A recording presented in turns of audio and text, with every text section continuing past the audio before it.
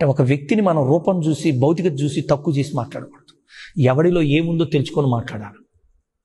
ఎవడికి ఎంత ఉందో కాదు, ఎవడి వెనక ఏముందో కాదు, ఎవడిలో ఏముందో తెలుసుకొని మాట్లాడాలి. చాలా ముఖ్యమండి ఇది.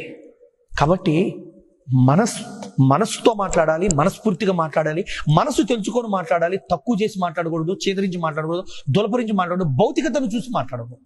వాడు కారులో దిగితే ఒకలాగా, బండి మీద వస్తే ఒకలాగా, నడుచుకుంటూ వస్తే ఒకలాగా మాట్లాడకూడదు.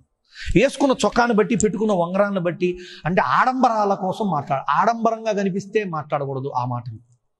అందుకే అంటాడు ఎప్పుడు కూడా మనం ఎదుటి వ్యక్తితో మాట్లాడు పూర్తిగా, మనస్ఫూర్తిగా, మంచిగా, ఒక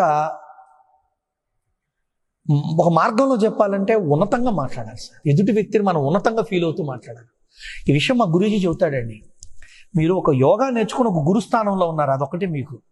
కానీ మీ ముందు ఐఏఎస్లు, ఐపీఎస్లు, జడ్జిలు, కలెక్టర్లు, పెద్ద పెద్ద ఎంఎస్సీలు, ఫీల్డ్లు, ఎండీలు, జిఎంలు వచ్చి కూర్చుంటారు.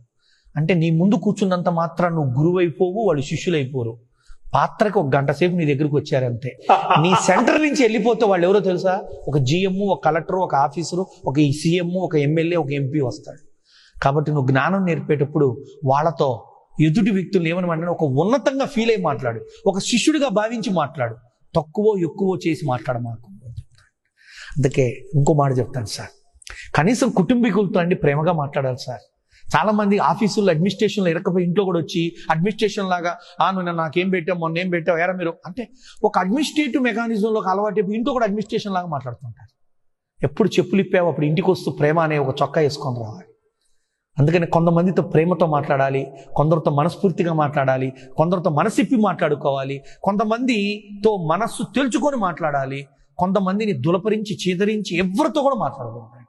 ప్రపంచంలో అందరూ తోపులే అంటారు, సామెత ఉందండి సినిమాల్లో, భలే మాటలు వస్తుంటాయి. నీకంటే ఎవడు తక్కువ, వీడు పెద్ద తోపే అని. అట్టనే ప్రపంచంలో కరెక్ట్గా చూస్తే అందరూ తోపులేనండి. ఎవడి పనిలో వాడు, ఎవడి స్థాయిలో వాడు, ఎవడి మతంలో వాడు, ఎవడి కులంలో వాడు పెద్ద తోపు అండి. నువ్వు అనుకుంటున్నావు నువ్వే తోపు అనుకోని.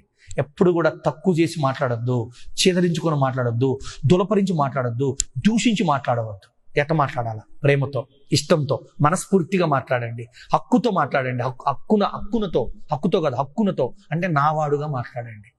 ఆ మాటలు మాట్లాడితే మీ సొమ్ము ఏం పోతుంది, మీ ఇన్వెస్ట్మెంట్ ఏం పోతుంది, మీ లైఫ్ ఏం పోతుంది, మీ ఆయుష్ ఏం పోతుందండి? ఎందుకంటే ప్రతి వాడితో చాలా మంది మాకు కూడా వస్తుంటారు, ఎవరిక్కడ నువ్వేనా యోగా చెప్పేది, నువ్వేనా?